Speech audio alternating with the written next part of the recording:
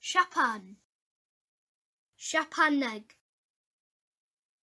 Dwi'n nabod rhywun o Siapan sydd wedi dysgu Cymraeg drwy gyfrwng y Siapaneg.